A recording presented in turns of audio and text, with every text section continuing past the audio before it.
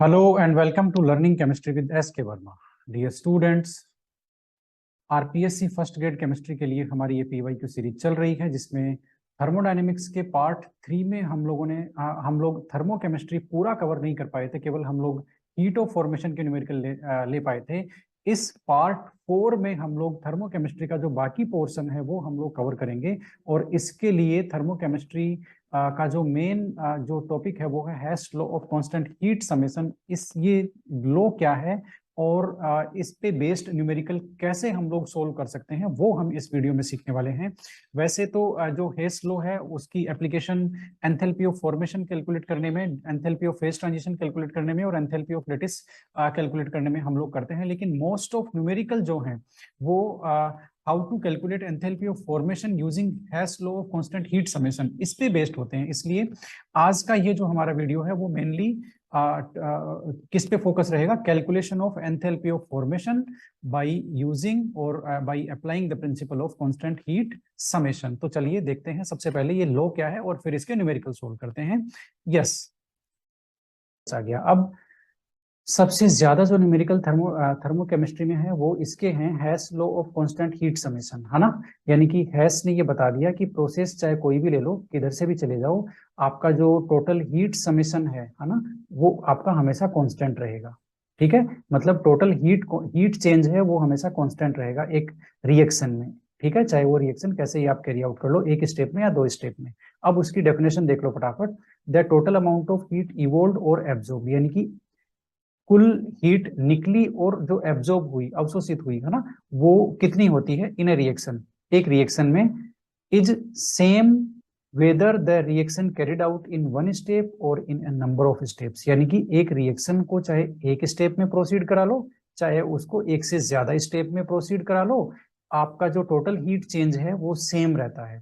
ठीक है, अब किसी ने कहा ये कैसे हुआ, तो ये होगा क्यों नहीं भाई। एग्जाम्पल ले लेते हैं। एग्जाम्पल हमने ए से ए लिया और ए को हमने सीधा, हम यदि ई में कन्वर्ट करते हैं तो ये हमारी रिएक्शन एंथैल्पी है। बात आपको समझ में आ गई। ठीक है, ए को हमने डायरेक्ट कन्वर्ट किया किसमें, ई में। ये तो है पहला रूट।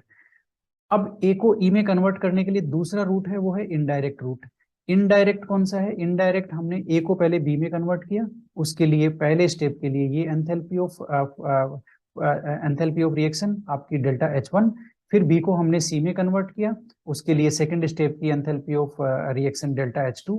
फिर सी को डी में कन्वर्ट किया और फिर डी को ई में कन्वर्ट किया। तो देखो, ए से ई तक जाने के लिए हमारे पास दो रास्ते हैं, एक तो हम डायरेक्ट गए, एक हम घूमते घूमते घूमते घूमते फिर आए। ठीक है, तो ए से ई तक पहुंचने के दो रास्ते हैं। हेस ने ये कहा कि इन दोनों रास्तों में एंथैल्पी ऑफ फॉर्मेशन है वो एक ही होगा, यानी कि ये तो है आपका डायरेक्ट स्टेप का एंथैल्पी ऑफ फॉर्मेशन, ठीक है, sorry enthalpy of reaction direct step का, ये किसके इक्वल होगा, ये जो आपके इंडिविजुअल स्टेप्स का एंथैल्पी ऑफ रिएक्शन है इनके सम होगा। ये देखो, del H1 del H2 del H3 del H4, यानी कि total heat of reaction, enthalpy of reaction, है ना, is sum of enthalpy of reactions of all the steps. जितने भी स्टेप लिए हैं ना उनके एंथैल्पी ऑफ रिएक्शन के सम के इक्वल होगा। ये हैश का है, और हैश का मेन बात एक ही है। हैश का जो रूल है उसके पीछे एक ही बात है कि ये जो आपकी एंथैल्पी है ये स्टेट फंक्शन है। कौन सा फंक्शन है, स्टेट फंक्शन। और स्टेट फंक्शन हमेशा इनिशियल और फाइनल स्टेज पे डिपेंड करते हैं, बीच रास्ता कौन सा अपनाया इस बात पे डिपेंड नहीं करते स्टेट फंक्शंस। ठीक है, तो एंथैल्पी भी आपकी स्टेट फंक्शन है। अब ये सिर्फ इस बात पे डिपेंड करेगी कि हम ए से गए हैं ई तक, कैसे गए हैं इस बात पे डिपेंड नहीं करती है। इसलिए दोनों रास्तों, डायरेक्ट और इनडायरेक्ट जो मेथड है कन्वर्जन का ए को ई में, उनके लिए, दोनों के लिए एंथैल्पी ऑफ रिएक्शन क्या होगी, सेम होगी। ठीक है, तो ये कॉन्सेप्ट था। अब हेस लॉ की आपकी एप्लीकेशंस क्या है, हेस लॉ से हम कैलकुलेट कर सकते हैं एंथैल्पी ऑफ रिएक्शन और enthalpy of formation. Lattice enthalpy भी कैलकुलेट कर सकते हैं, एंथैल्पी ऑफ फेज ट्रांजिशन भी कर सकते हैं, उनके भी न्यूमेरिकल्स हैं, लेकिन इसके सबसे ज्यादा हैं कि हम हेस लॉ से क्या कैलकुलेट करें, एंथैल्पी ऑफ रिएक्शन और enthalpy of formation. First grade से क्वेश्चन आपके सामने है, एनसीईआरटी एक्सरसाइज है 6.4। ठीक है, अब आपके सामने देखो क्वेश्चन जरा देख लेते हैं क्या है। इन्होंने मीथेन, ग्रेफाइट और डाई हाइड्रोजन के लिए इतने टेम्परेचर पर दहन एंथैल्पी दी है भाई, कंबशन एंथैल्पी दे दी इन्होंने, इतनी इतनी और इतनी, ये इनकी कंबशन एंथैल्पी है, ठीक है। अब इन्होंने कैलकुलेट क्या करवाया है, CH4 की विरेचन एंथैल्पी यानी कि CH4 की एंथैल्पी ऑफ फॉर्मेशन कैलकुलेट करवाई है। बात आपको समझ में आ गई। एंथैल्पी ऑफ कंबशन का डेटा दिया है तीनों के लिए, मेथेन के लिए, ग्रेफाइट के लिए, डाइहाइड्रोजन के लिए, और एंथैल्पी ऑफ फॉर्मेशन CH4 की पूछी है। कैसे करेंगे बता देता हूं। सबसे पहले मेथेन को पकड़ते हैं और इनकी इनकी दहन एंथैल्पी दी है ना, कंबशन एंथैल्पी दिया है, तो कंबशन के लिए इनकी रिएक्शन लिखते हैं। मेथेन के लिए रिएक्शन 1 नंबर ये रही, मेथेन के लिए ये कंबशन रिएक्शन है और इसमें -890.3 किलोजूल ये है ना कंबशन एंथैल्पी, ये हमने लिख दिया है यहाँ पर, ठीक है। नंबर 2 ग्रेफाइट के लिए लिया है, तो ग्रेफाइट का हम कंबशन कराएंगे, दहन कराएंगे, तो उसमें एंथैल्पी चेंज इतना आ गया, नंबर 2। नंबर 3 डाइहाइड्रोजन के लिए इन्होंने दिया है, डाइहाइड्रोजन का भी हमने लिख दिया, ये लो, इसका कंबशन कराया और उसमें एंथैल्पी चेंज इतनी हुई, ये इन्होंने दिया है, ये रहा, ठीक है। तो इन्होंने 3 कंपाउंड का कंबशन एंथैल्पी का डेटा दिया है हमें, हमने तीनों की इक्वेशन लिख दी है ना कंबशन की। कंबशन में तो जानते ही हो आप, ऑक्सीजन से रिएक्शन कराते हैं, ठीक है।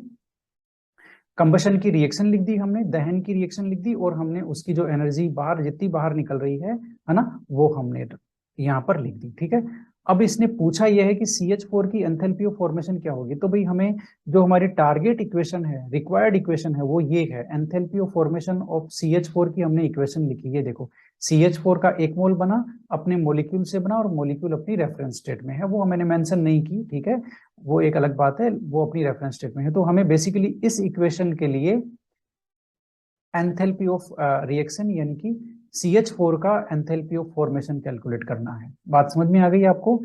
इक्वेशन 1, 2, 3 का डेटा दिया हुआ है, इक्वेशन ये जो रिक्वायर्ड इक्वेशन है इक्वेशन 4, ये आपको कैलकुलेट करनी है, इसके लिए एंथैल्पी ऑफ रिएक्शन कैलकुलेट करना है, ठीक है, CH4 के फॉर्मेशन के लिए। अब आपको इसमें करना कुछ नहीं है, आपको प्लानिंग करनी है। प्लानिंग कैसे करेंगे आप, मतलब इक्वेशन 1, 2 और 3 को आप इस तरह से अरेंज करेंगे कि उनका रिजल्ट आए आपका इक्वेशन 4, ठीक है। जैसे मैंने क्या किया, मैंने ऐसे किया, इक्वेशन 2, इक्वेशन देखो इसका स्कीम क्या होगी मैं बता देता हूं, आप टारगेट इक्वेशन को देख लो।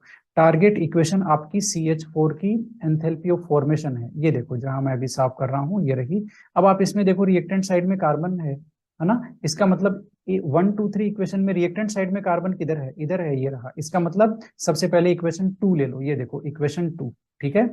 अब उसमें प्लस करेंगे, कौन सी इक्वेशन करेंगे मैं बताता हूं आपको। ये आपको रिएक्टेंट साइड में हाइड्रोजन भी चाहिए, ठीक है, कितना चाहिए, 2H2 चाहिए। अब आप इक्वेशन नंबर 3 देखोगे तो उसमें H2 तो है लेकिन बेचारा अकेला ही है, 2H2 नहीं है। इसका मतलब इक्वेशन 3 को 2 से मल्टीप्लाई करेंगे और उसमें ऐड करेंगे, किसमें, नंबर 2 में। ये देखो इक्वेशन 3 को, सॉरी इक्वेशन 2 को नहीं, इक्वेशन 3 को, जिसमें हाइड्रोजन अकेला है ना, और यहाँ पर 2 मोल चाहिए, वहां पर 1 मोल है इक्वेशन 3 में। तो इक्वेशन 3 को 2 से मल्टीप्लाई करेंगे, ये देखो, और ऐड करेंगे इक्वेशन 2 में। रिएक्टेंट का दोनों का हो गया, ठीक है। अब प्रोडक्ट देख लो, प्रोडक्ट साइड क्या होना चाहिए, CH4। अब CH4 किसी भी रिएक्शन में प्रोडक्ट साइड नहीं है, इसमें भी नहीं है, इसमें CO2 है, इसमें H2 है, किसी भी नहीं है ना। CH4 नंबर 1 इक्वेशन में आ रहा है लेकिन वो रिएक्टेंट साइड आ रहा है, आपको लेके जाना प्रोडक्ट साइड। तो आप क्या करेंगे, इस रिएक्शन को रिवर्स कर देंगे, रिवर्स कर देंगे। तो अब आप क्या करेंगे, एडिशन करेंगे, रिवर्स ऑफ इक्वेशन 1, ये लो इक्वेशन 1 को रिवर्स करके एडिशन करेंगे, यानी कि आपने इन तीनों रिएक्शंस का प्लानिंग कर लिया है कि मुझे इक्वेशन 1 में इक्वेशन 2 को इक्वेशन 2 में इक्वेशन 3 को 2 से मल्टीप्लाई करके ऐड करना है, और उसमें फिर इक्वेशन 1 को रिवर्स करके ऐड करना है। फिर जो भी रिजल्ट आएगा वो हमारा ये रिक्वायर्ड इक्वेशन है ना, ये आएगी। इसका नजारा मैं आपको दिखा देता हूं। ये आपकी इक्वेशन 3 है, इक्वेशन 2 है। इक्वेशन 2 मैंने लिखी, फिर इक्वेशन 3 मैंने लिखी। इक्वेशन 3 के लिए इन्होंने कहा 2 से मल्टीप्लाई करना है ना, क्योंकि 2H2 चाहिए तो 2 से मल्टीप्लाई कर दिया, ये देखिए, ठीक है, 2H2 आ गया। इक्वेशन 1 को हमने क्या किया, रिवर्स करके लिखना है, ये देखो रिवर्स करके लिखा है, तो ये देखो CH4 इधर आ गया, इक्वेशन 1 को हमने रिवर्स कर दिया। अब आप क्या करेंगे, इसको सोल्व करेंगे, है ना। सोल्व कैसे करेंगे, इधर आपका CO2 प्रोडक्ट साइड है, इधर इसमें CO2 रिएक्टेंट साइड है, कट गया। इधर 2H2 प्रोडक्ट साइड है, इधर 2H2 रिएक्टेंट साइड है, ये भी कट गया। इधर आपका 2O2 प्रोडक्ट साइड है, और एक O2 ये और एक O2 ये रिएक्टेंट साइड थे, ये भी कट गए। अब बचा क्या, देखो एक तो C बचा, एक 2H2 बचा, और एक इधर CH4 बचा। तो यही तो हमारी रिक्वायर्ड इक्वेशन थी, इसी का तो हमें करना था। इसका मतलब हमने ये जो स्कीम बनाई है, हमने ये जो रीअरेंजमेंट बनाया है, ये एकदम सही बनाया है, क्योंकि इससे प्रूव हो गया कि रिजल्ट हमारा सही आ रहा है। ठीक है, अब हम कुछ नहीं करेंगे, ये जो इक्वेशन 1 2 3 थी, इनकी जो एंथैल्पी चेंज है, ये जो 890 है और ये सब है, इसको हम रख देंगे और हमारा आंसर आ जाएगा। ये देखो, सबसे पहले इक्वेशन टू की एंथैल्पी ऑफ चेंज इतना था, और इक्वेशन 3 को दो से मल्टीप्लाई करके, ये इक्वेशन 3 का एंथैल्पी ऑफ चेंज है, उसको 2 से मल्टीप्लाई किया हुआ है, प्लस में 890 रखना है। अब आप कहेंगे सर यहाँ तो जो 890 है वो माइनस का है, ठीक है, तो आपने यहाँ प्लस में क्यों रखा? क्योंकि हमने इक्वेशन 1 को रिवर्स कर दिया है। ठीक है, रिवर्स कर दिया तो उसके डेल्टा एच का साइन भी क्या हो जाएगा? रिवर्स हो जाएगा। तो ये हो गया। अब आप इसको सोल्व करोगे, है ना, ये आप इसको 2 से मल्टीप्लाई कर दोगे तो ये इतना हो जाएगा, इसको आप ऐड कर दोगे, दोनों माइनस के हैं तो ये इतना आ जाएगा 890, उसमें प्लस करोगे तो माइनस का 74.8 आएगा, माइनस का 74 पॉइंट, ये रहा 1 आंसर। ठीक है, तो इस तरह से आपने देखा, जो आपका क्या बोलते हैं, हैश लो यहाँ पर लग रहा है। हैश लो कह रहा है कि ये हमें कार्बन और ये जो हाइड्रोजन है इनको यूज लेते हुए CH4 तक जाना है। ठीक है, तो या तो आप डायरेक्ट बना लो, ये हमने डायरेक्ट बनाया, और ये स्टेप 1 2 3 है वहां तक जाने के, ये अलग अलग स्टेप है। तो इन तीनों स्टेप का जो एंथैल्पी ऑफ रिएक्शन है वो इस एंथैल्पी ऑफ रिएक्शन के बराबर होगा। ठीक है, यही तो हैश ने बेचारे ने कही है बात हमें। ठीक है, तो ये आंसर आपका आ गया, उम्मीद करता हूं आपको समझ में आया होगा। फर्स्ट ग्रेड 2018 में एक और क्वेश्चन आया हुआ है, उसमें ये कहा है कि कुछ थर्मोकेमिकल इक्वेशन दी हुई है, इनसे आपको क्या निकालना है? Enthalpy of formation of benzene आपको निकालना है। कुछ इक्वेशन दी हुई है, इनसे enthalpy of formation of benzene निकालना है। ठीक है, तो अब इस बार इन्होंने सही किया, ये इक्वेशन 1 2 और 3 यहीं पे लिखी हुई दे दी, हमें अलग से लिखने की जरूरत नहीं पड़ी। ठीक है, तो सबसे पहले देख लेते हैं enthalpy of formation of benzene की रिएक्शन क्या लिखेंगे भाई? सबसे पहले बेंजीन बनाएंगे 1 मोल, किससे बनाएंगे? एलिमेंट से बनाएंगे। एलिमेंट अपनी रेफरेंस स्टेट में होने चाहिए, यानी कि ये हमारी रिक्वायर्ड इक्वेशन है। इसकी हमें वो heat enthalpy of reaction calculate करना है, जो कि एंथैल्पी ऑफ फॉर्मेशन होगी बेंजीन की। बात समझ में आ गई? अब ये रिएक्शन हम कैसे प्राप्त कर सकते हैं? जो मैंने ऊपर अभी बताया था ना आपको, कि किसको किस में ऐड करना है, किसको रिवर्स करके ऐड करना है, वो स्कीम लगा करके आपको ऐसा स्कीम लगानी है कि आपका रिजल्ट है ना वो ये इक्वेशन आए। ठीक है, रिजल्ट ये इक्वेशन आए। जैसे आपके रिएक्टेंट साइड में कार्बन और हाइड्रोजन है ना, तो रिएक्टेंट साइड में कार्बन कहाँ है? ये रहा इक्वेशन सेकंड में। तो सबसे पहले इक्वेशन सेकंड, लेकिन यहाँ पर 6C है, यहाँ पर तो एक ही सी है इक्वेशन सेकंड में, तो इसका मतलब इक्वेशन सेकंड को आपको 6 से मल्टीप्लाई करना है। तो आपने लिखा 6 मल्टीप्लाई इक्वेशन सेकंड। ठीक है, अब उसमें से प्लस करेंगे, कौन सी? आपको रिएक्टेंट साइड में और क्या चाहिए? हाइड्रोजन चाहिए, H2, वो किस में है? इक्वेशन थर्ड में है, H2 ये रहा, लेकिन ये एक ही मोल दिया हुआ है और वहां आपको 3H2 चाहिए। ठीक है, तो इसका मतलब इसको 3 से मल्टीप्लाई करके उसमें ऐड करना है। तो ये देखो 3 मल्टीप्लाइड विद इक्वेशन थर्ड, और ये आपने कर दिया एडिशन। तो इस तरह से सेकंड और थर्ड इक्वेशन का एडिशन हो गया, सेकंड का और थर्ड इक्वेशन का। ठीक है, अब आपको क्या करना है? जो प्रोडक्ट साइड है, प्रोडक्ट साइड आपको बेंजीन चाहिए। अब बेंजीन देखो, प्रोडक्ट साइड किसी भी रिएक्शन में नहीं है, इसमें CO2, इसमें H2O, उसमें भी CO2 है। ठीक है, तो बेंजीन फर्स्ट रिएक्शन में बेंजीन रिएक्टेंट साइड है ये, इसका मतलब आपको फर्स्ट रिएक्शन को रिवर्स करना होगा। ठीक है, और मल्टीप्लाई कुछ नहीं करना, क्योंकि आपको बेंजीन का 1 मोल चाहिए और 1 मोल यहाँ पर फर्स्ट स्टेप में दिया हुआ है। तो आपने इक्वेशन 1 का क्या कर दिया? रिवर्स कर दिया, रिवर्स ऑफ इक्वेशन 1। ठीक है, और करके आपने कर दिया ऐड। अब आप ये करके चेक कर लेना, एकदम आपको जो रिक्वायर्ड इक्वेशन है वही इसका रिजल्ट आएगा। अब आपको कुछ नहीं करना है, इक्वेशन सेकंड, फर्स्ट और थर्ड की जो भी रिएक्शन एंथैल्पी है वो आप यहाँ पर वैल्यू रख दो। उसको किसी को 3 से मल्टीप्लाई करना है तो 3 से कर दो, किसी को 6 से करना है तो 6 से कर दो। रिवर्स जहां कर रहे हैं वहां डेल्टा एच का साइन आप रिवर्स कर देंगे, उल्टा कर देंगे। जैसे रिवर्स हमने इक्वेशन 1 को किया और उसमें ये माइनस वाला है, -3267 है, तो हमने उसको +3267.7 कर दिया। बात आपको समझ में आ गई? सोल्व करेंगे तो आपका +48.1 आंसर आएगा। सोल्व वैसे ही करना है जैसे आपने ऊपर किया था। ये रहा, ये 1 इसमें आंसर है। बड़ा ही अच्छा क्वेश्चन था। ठीक है, मेरे ख्याल से मैंने इसको सही से एक्सप्लेन कर दिया है, आपको समझ में आ गया होगा। फर्स्ट ग्रेड 2013 का ये क्वेश्चन है। इन्होंने कहा है enthalpy of sublimation of a substance is equal to, sublimation की एंथैल्पी किसके इक्वल है? तो भाई सब्लिमेशन की एंथैल्पी हैश लो हम इसमें लगाएंगे। सब्लिमेशन में क्या होता है? आपका जो सॉलिड है वो किस में कन्वर्ट होता है? सीधा गैस में। ठीक है, तो एक तो ये डायरेक्ट कन्वर्जन हो गया, सॉलिड इनटू गैस। दूसरा कन्वर्जन क्या हो सकता है? सॉलिड को हम पहले फ्यूजन करें, उसको गलाएं और लिक्विड में कन्वर्ट करें, लिक्विड को फिर वेपोराइज करके फिर गैस में कन्वर्ट करें। बात आपको समझ में आई? तो ये तो सब्लिमेशन तो हो गया डायरेक्ट स्टेप, और फ्यूजन और आपका वेपोराइजेशन के थ्रू ये दो स्टेप प्रोसीड कर सकते हैं, ये इनडायरेक्ट मेथड हो गया, इनडायरेक्ट प्रोसेस हो गया, ठीक है। तो हेस लॉ क्या कहता है? हेस लॉ ये कहता है कि डायरेक्ट स्टेप में जितनी एंथैल्पी ऑफ चेंज है वो दोनों जो जो इनडायरेक्ट मेथड में जितनी स्टेप्स है उन सबकी एंथैल्पी ऑफ रिएक्शन के इक्वल होता है। तो आपका एंथैल्पी ऑफ सब्लिमेशन, ये जो डायरेक्ट प्रोसेस है ये आपका सब्लिमेशन है, जिसमें सॉलिड को सीधा गैस में कन्वर्ट कर सकते हैं, एंड ये सब्लिमेशन। तो इसकी एंथैल्पी ऑफ सब्लिमेशन किसके इक्वल होती है? एंथैल्पी ऑफ फ्यूजन और एंथैल्पी ऑफ वेपोराइजेशन के सम के इक्वल होती है, ठीक है। तो इस तरह से हेस लॉ के एप्लीकेशन से पता चला कि enthalpy of sublimation, enthalpy of fusion यानी कि गलन की उष्मा, और ये आपके वेपोराइजेशन की उष्मा, इन दोनों के योग के बराबर होती है। अब ये तो बात देखो, ये जो सेम है ना, कौन सा सब्लिमेशन वाला केस, वो ही एंथैल्पी ऑफ सॉल्यूशन के लिए भी अप्लाई होता है। आप कोई भी सॉलिड है उसको आप पानी में डाल दीजिए, जितना भी एंथैल्पी चेंज उसका सॉल्यूशन बन जाएगा, तो जितना भी एंथैल्पी चेंज होगा वो होगा एंथैल्पी ऑफ सॉल्यूशन, ठीक है। अब एक्चुअल में जब कोई भी सब्सटेंस डिसोल्व होता है तो उसके लिए दो स्टेप प्रोसीड होते हैं। पहला तो उसके लिए लेटिस वो जो उसके आयंस हैं, है ना, उसके जो कॉन्स्टिट्यूएंट है वो गैसियस आयंस में टूट जाते हैं, इसको बोलते हैं लेटिस एंथैल्पी। जो भी एनर्जी निकलती है या एब्जॉर्ब होती है वो लेटिस एंथैल्पी है।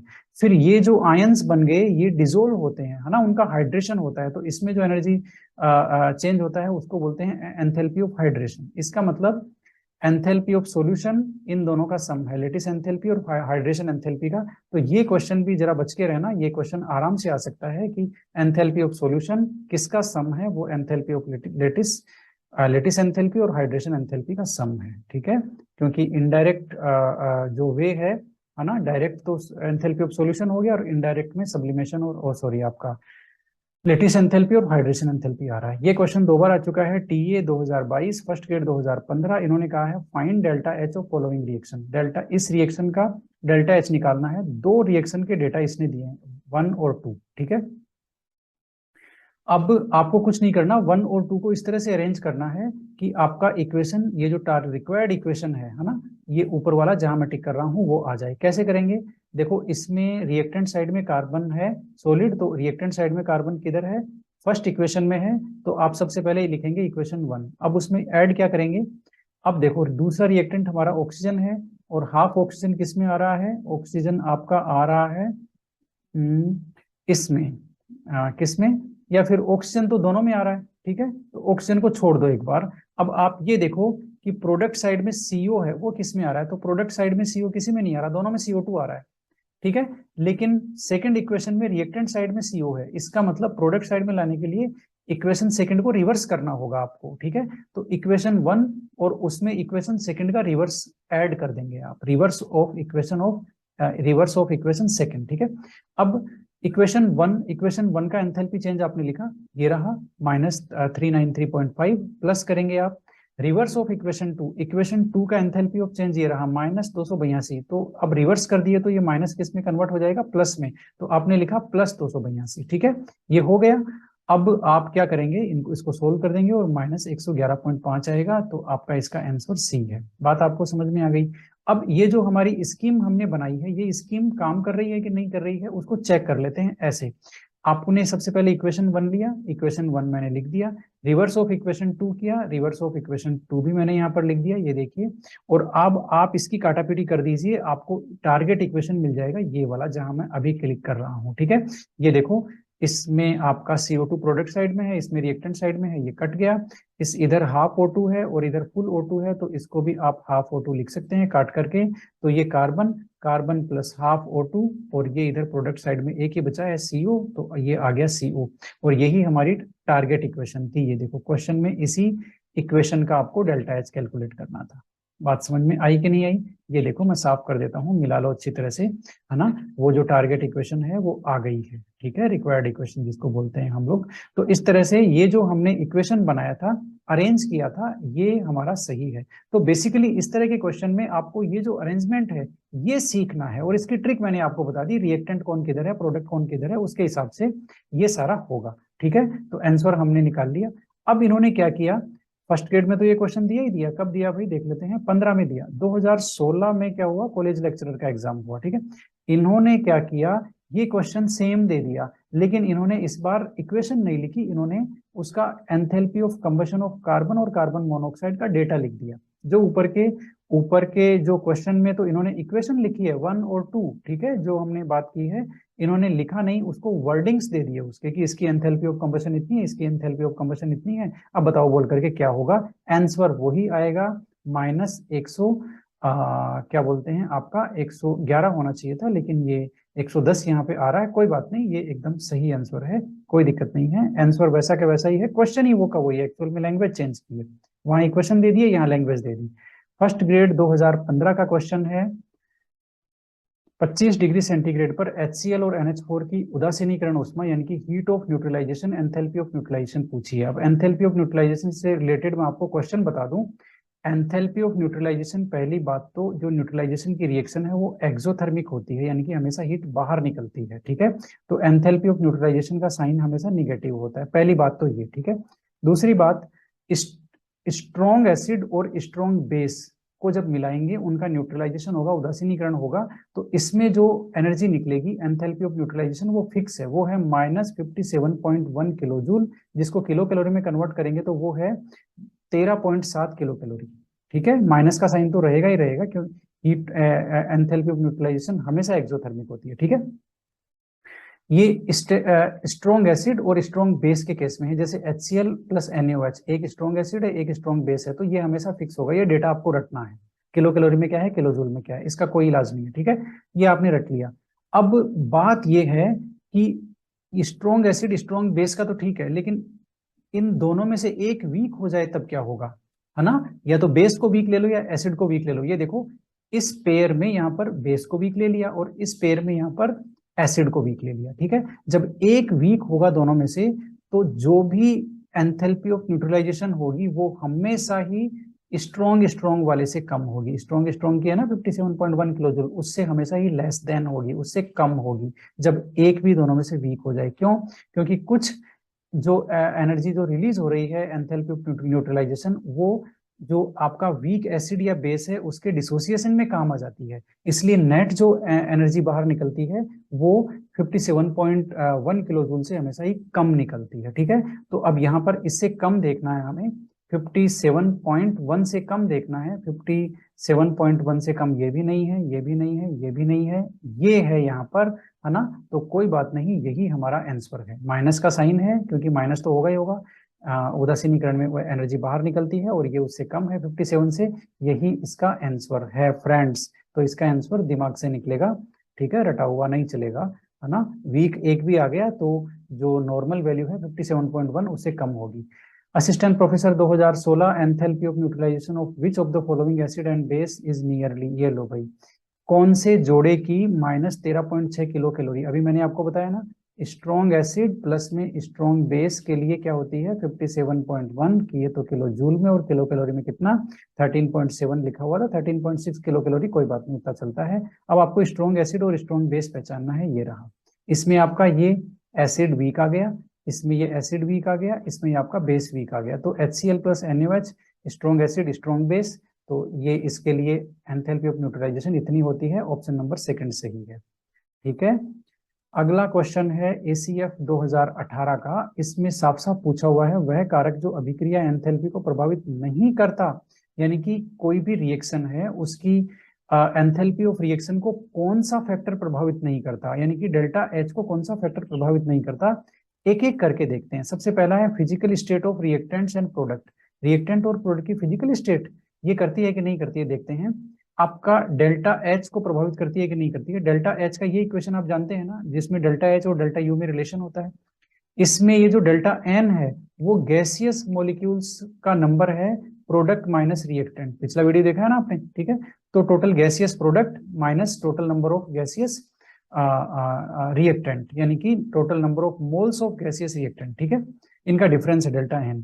गैसियस वर्ड है, इसका मतलब ये हुआ कि यदि यहाँ पर आप सॉलिड ले लोगे, लिक्विड ले लोगे, तो डेल्टा N की वैल्यू चेंज हो जाएगी, डेल्टा N की वैल्यू चेंज होते ही आपका जो डेल्टा H है उसकी वैल्यू चेंज हो जाएगी, इसका मतलब फिजिकल स्टेट चेंज होने से डेल्टा H की वैल्यू चेंज होती है, ये बात सही है। इन्होंने यहाँ पर नोट पूछा है, नोट, है ना, तो लेकिन ये तो फर्क पड़ता है इससे। तो टेम्परेचर, टेम्परेचर से फर्क पड़ता है क्या? हाँ फर्क पड़ता है। डेल्टा एच का एक इक्वेशन ये भी होता है सीपी डेल्टा टी। अब इसमें डेल्टा टी जैसे ही चेंज होगा वैसे ही आपका डेल्टा एच चेंज हो जाएगा, तो इसका मतलब टेम्परेचर चेंज होने से भी डेल्टा एच चेंज होता है।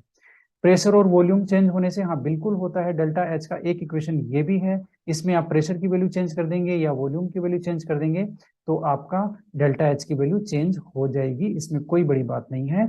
अब जो फोर्थ नंबर ऑफ ऑप्शन है, the method by which the final product are obtained. अब देख लो भाई, काम की बात सुन लो, कॉन्सेप्ट सुन लो।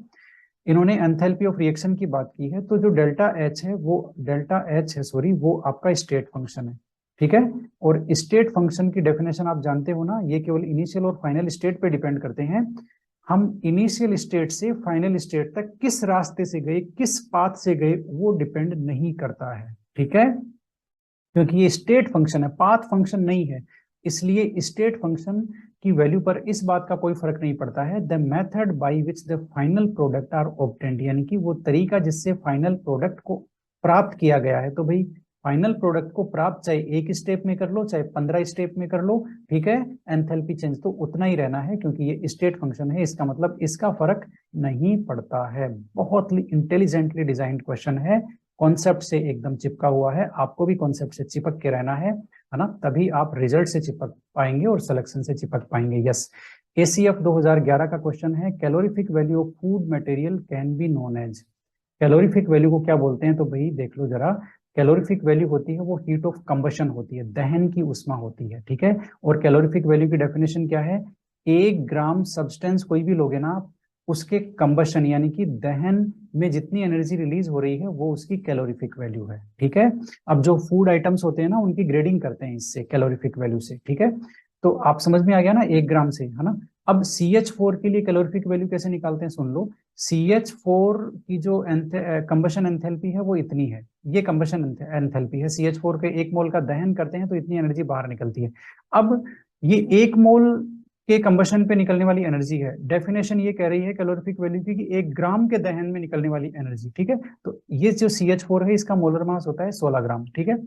तो इसका मतलब ये हुआ कि ये जो एनर्जी रिलीज हो रही है ये 16 ग्राम के कंबशन, 16 ग्राम मीथेन के कंबशन में एनर्जी इतनी रिलीज होती है। तो 16 ग्राम में इतनी, तो 1 ग्राम में कितनी, 16 से डिवाइड कर दो, ये आ गया -56। इसका मतलब -56 क्या है? CH4 की कैलोरीफिक वैल्यू, है ना। एलपीजी की ये इतनी है कैलोरीफिक वैल्यू, यहाँ सब माइनस आएगा क्योंकि जो दहन की उष्मा है वो हमेशा माइनस में होती है, नहीं भी हो तो कोई बात नहीं, वो अंडरस्टूड है, ठीक है। तो एलपीजी में इतनी होती है। मिल्क में देखो भाई 3.1, उसकी कैलोरीफिक वैल्यू 3.1 किलो जूल है, काफी कम एनर्जी निकलती है 1 ग्राम मिल्क से। एग देख लो भाई, एग में 1 ग्राम एग से 6.7 किलो जूल एनर्जी निकल रही है। फिर आई आपकी शुगर, कहते हैं ना चीनी मत खाओ, चाय मत पियो ज्यादा, वो सही कहते हैं। 1 ग्राम शुगर से आपकी 17 किलो जूल एनर्जी बाहर निकलती है, उसका कंबशन होता है बॉडी में। तो अच्छा, इन सब का जो बड़ा भाई है वो है घी। घी में 1 ग्राम से 34 किलो जूल एनर्जी आपकी बाहर निकल रही है। अब आप अपना जो है वो कैलकुलेट करके खाना पीना तय कर लीजिए एकदम, ठीक है। तो ये कैलोरीफिक वैल्यू का कुछ डेटा था कुछ सब्सटेंसेस के लिए। उम्मीद करता हूँ कैलोरीफिक वैल्यू आपको समझ में आ गई है। और कैलोरीफिक वैल्यू क्या होती है? हीट ऑफ कंबशन, यानी कि दहन ऊर्जा होती है, ठीक है। Yes, assistant professor 2020, the enthalpy of combustion of cyclohexane की वैल्यू दे दी इन्होंने। Enthalpy of combustion of cyclohexane, cyclohexene और हाइड्रोजन। अच्छा, इनका एंथैल्पी ऑफ कंबशन दिया इन्होंने, ठीक है। इतना, इतना और इतना होता है, ठीक है। Heat of hydrogenation of cyclohexene calculate करना, बहुत ही गजब का क्वेश्चन है ये, ठीक है ना। तो साइक्लोहेक्सेन, साइक्लोहेक्सीन और H2 की दहन एंथैल्पी इतनी इतनी दे दी है। साइक्लोहेक्सेन की हाइड्रोजनीकरण की उष्मा, यानी कि देखो इसमें 4 इक्वेशन आपको पहले तो डिजाइन करनी है। सबसे पहले इन्होंने दिया है एक तो हाइड्रोजन दिया है ना, तो हाइड्रोजन के दहन की जो इक्वेशन है वो हमने लिख दी इतना, इसके लिए इसकी जो कंबशन एंथैल्पी है वो -241 है। एक इन्होंने दिया है साइक्लोहेक्सीन, ये रहा साइक्लोहेक्सीन, तो ये रहा भाई साइक्लोहेक्सीन C6H6, इसके कंबशन एंथैल्पी इन्होंने दे दी और इतनी एनर्जी इसमें बाहर निकल रही है। Combustion reaction, sorry combustion reaction की इक्वेशन, ठीक है। लास्ट में साइक्लोहेक्सेन का कंबशन, ये देखो C6H12 साइक्लोहेक्सेन, इसका कंबशन का रिएक्शन 9 ऑक्सीजन और बन रहा है 6 CO2 H2O, ये इसकी एंथैल्पी में चेंज है। ये तीनों इक्वेशन का डेटा क्वेश्चन में दिया हुआ है। लास्ट में पूछा क्या है इन्होंने? Hydrogenation of cyclohexene.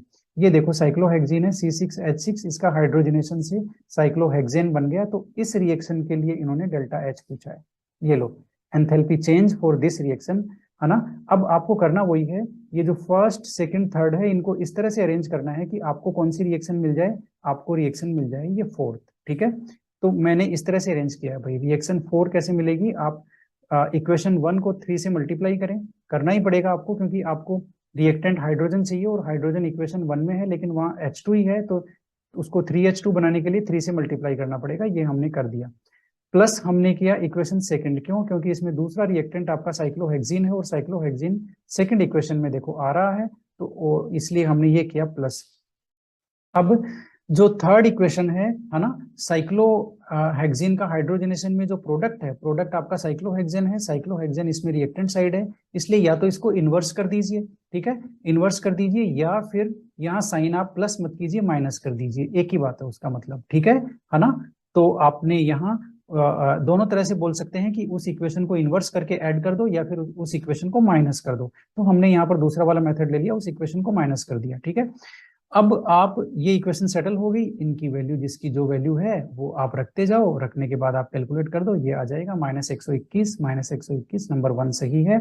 बहुत ही अच्छा क्वेश्चन था असिस्टेंट प्रोफेसर 2020 में, आपकी एग्जाम में बिल्कुल बड़े ही आराम से आ सकता है, कोई दिक्कत नहीं है, ठीक है। ये इक्वेशन जरा देखना, what is difference between heat of reaction at constant pressure that of constant volume. ये लो भाई, इसने कहा है ये रिएक्शन इन्होंने दी है ना, और इस रिएक्शन के लिए इन्होंने कहा है कि heat of reaction at constant pressure, है ना, and heat of reaction at constant volume के बीच में डिफरेंस क्या है, डिफरेंस पूछा इन्होंने।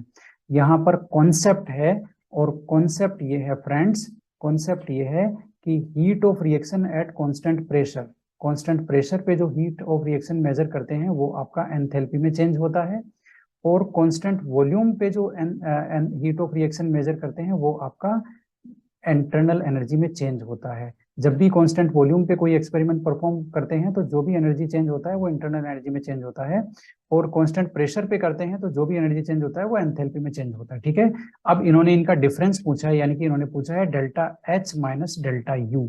बहुत गजब का क्वेश्चन है, प्रेजेंस ऑफ माइंड काफी चाहिए इसमें, ठीक है। Delta H minus delta U पूछा है, आपको पता चल गया ना, रिएक्शन दे दी, लेकिन इन्होंने सीधा नहीं लिखा कि डेल्टा H और डेल्टा U का डिफरेंस चाहिए, घुमा के लिखा है heat of reaction at constant pressure constant volume. अब आपको पता होना चाहिए कांस्टेंट प्रेशर पे कौन सी होती है, कांस्टेंट वॉल्यूम पे कौन सी होती है। ये देखो हमने यहाँ लिख भी दिया, heat of reaction at constant pressure is आपका delta H and at constant volume is आपका डेल्टा U। अब ये डेल्टा H और डेल्टा U के बीच में ये रिलेशन आपने पिछले वीडियो में देखा होगा, ठीक है। अब इसके हिसाब से delta H minus delta U calculate करना है, तो डेल्टा U को आप इधर ले आओ और आपका इक्वेशन इस तरह से रीअरेंज हो गया। इसका मतलब ये डिफरेंस आपको कैलकुलेट करने के लिए आपको डेल्टा NRT की वैल्यू कैलकुलेट करनी है, वो इसके डिफरेंस के इक्वल होगी। तो अब आपको डेल्टा NRT निकालना है यहाँ पर फ्रेंड्स, ये देखो delta H minus delta U is equal to delta NRT। अब यहाँ पर R की तो वैल्यू फिक्स है, गैस कांस्टेंट है, टेम्परेचर यहाँ पर दिया हुआ है इन्होंने 300 के, है ना, 27 दिया होगा मेरे ख्याल से, देख लेते हैं कितना दिया, हाँ 27 दिया है ना, तो 27 सेंटीग्रेड का मतलब 300 केल्विन हो गया, ठीक है। डेल्टा एन जो है वो आप जानते ही हैं, डेल्टा एन क्या है, डेल्टा एन आपका गैसियस आपके जो प्रोडक्ट, ठीक है, minus number of moles of gaseous आपके रिएक्टेंट। बात आपको समझ में आ गई है ना, प्रोडक्ट साइड में गैसियस मोल्स कितने हैं माइनस रिएक्टेंट साइड में गैसियस मोल कितने हैं, उसका डिफरेंस, ठीक है। ये हम पहले भी कर चुके हैं। तो अब हमें वो रिएक्शन देखनी होगी फ्रेंड्स, वो रिएक्शन कहाँ पर है, वो रिएक्शन आपकी ये रही। इसमें सबसे पहले आप प्रोडक्ट साइड देखो, प्रोडक्ट साइड 12 मोल्स तो यहाँ पर है गैस के, ये लिक्विड है भाई, ये नहीं चलेगा, इसका मतलब 12 माइनस रिएक्टेंट साइड देख लो, ये 15 तो यहाँ रहे गैस के, ये लिक्विड है, ये भी नहीं चलेगा, तो 12 माइनस 15 इज इक्वल टू -3। ये डेल्टा एन की वैल्यू आ गई -3, ये देखो ये डेल्टा एन की वैल्यू आ गई -3। अब आपको इस इक्वेशन में डेल्टा एन की वैल्यू आपने रख दी -3, आर की वैल्यू आपको पता है। अब आर की वैल्यू देखो, उसको भी समझ लो, 8.314 ये किलो जूल पर मोल पर केल्विन होती है, ठीक है, किलो जूल पर मोल और पर केल्विन होती है आर की वैल्यू, ठीक है। अब यहाँ पर ये सॉरी किलो जूल नहीं होती है, जूल पर मोल पर केल्विन होती है, ठीक है, जूल होती है ये। इसको किलो जूल में कन्वर्ट करने के लिए मल्टीप्लाई करना पड़ता है 10⁻³ से, किसको, 8.314 को किलो जूल में कन्वर्ट करने के लिए। क्यों करना पड़ेगा हमें, क्योंकि यहाँ जो आंसर है वो किलो जूल में आ रहा है। बात आपको समझ में आई? तो या तो आप आर को कन्वर्ट कर लो, या फाइनल आंसर निकलता है उसको आप कन्वर्ट कर लो, जूल में आएगा, है ना। आपको ध्यान रखना पड़ेगा कि जूल में आएगा, उसको किलो जूल में कन्वर्ट करना पड़ेगा, है ना, ठीक है। तो अब ये किलो जूल में आंसर है, इसलिए हमने ऐसा किया। ये देखो, जूल की वैल्यू को हमने किलो जूल में कन्वर्ट करने के लिए 10⁻³ से मल्टीप्लाई कर दिया आर की वैल्यू को। तो ये -3 डेल्टा एन की वैल्यू, आर की वैल्यू जो जूल में होती है 10⁻³ से मल्टीप्लाई किया, किस लिए, किलो जूल में कन्वर्ट करने के लिए, और मल्टीप्लाई लास्ट में क्या है, टी। तो ये टी की वैल्यू हमने रख दी 300। इनको सोल्व करेंगे, आपका आंसर आएगा -7.48 किलो जूल। ये किसका आंसर आ गया, डेल्टा एन आर टी का, और डेल्टा एन आर टी क्या है, आपका डिफरेंस है delta H minus delta U के इक्वल, ठीक है, इसके डिफरेंस के इक्वल है। ओके, कौन, डेल्टा एन आर टी, उसकी वैल्यू इतनी आ गई -7.48, आपका 1 आंसर है। बहुत ही गजब का क्वेश्चन था, बहुत अच्छा क्वेश्चन है ना, जबरदस्त एकदम, ठीक है। ऐसे क्वेश्चन सोल्व करने वाले जरूर कॉलेज लेक्चर बने होंगे। तो अब लास्ट क्वेश्चन है ये फ्रेंड्स, इस पूरे वीडियो का। ये क्वेश्चन आपको मैं नहीं बताऊंगा, आप इसका स्क्रीनशॉट लीजिए, अच्छी तरह से पढ़िए और इसको सोल्व कीजिए, कोशिश कीजिए, समझिए। इसका आंसर मैं आपको बता देता हूँ, इसका आंसर है 4th नंबर, 4th नंबर इसका आंसर है, ठीक है। स्क्रीनशॉट ले लीजिए और इसको पढ़ लीजिए, सोल्व कीजिए, और यदि आपसे हो जाता है तो कमेंट में बता दीजिएगा, नहीं होता है तो भी कमेंट में बता दीजिएगा। आज के लिए इतना ही, मिलते हैं कल। Thank you very much.